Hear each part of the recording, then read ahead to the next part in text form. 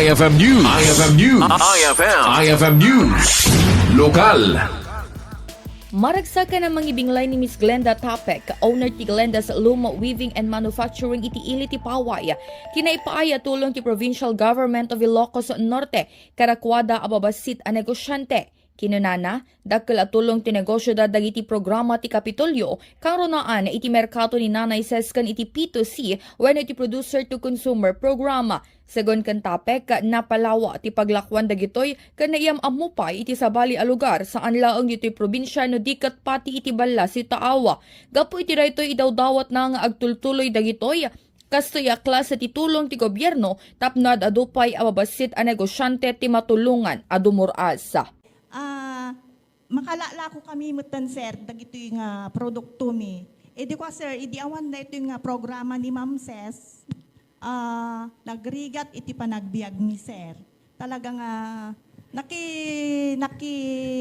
salinak ka dito yung programa na.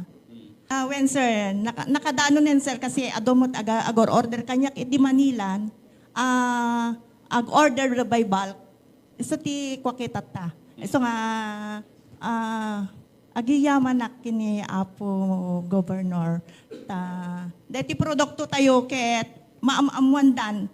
Haan lang Manila, ibang bansa pa yun, sir. Ado agal-ala kanya kon. Ati kayat ko kumamot nga mapasawak pa ket. Mas itultuloy na deti nga programa.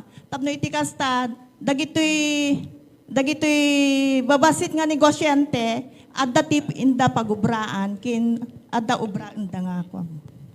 Mainay kiti daytoy kiddaw na iti gobernadora ang maipaayan pa iti MSMEs wenno micro small medium enterprises sa iti kanayunan a pampinansyal at tulong ang mausar iti paggatang iti adupay a materyales a pagaramid kadagiti inabel a produkto ditoy probinsya. Para iti IFM News, Idol Bernadette Toledo, Tata ka IFM. IFM News. IFM News. IFM News. Lokal.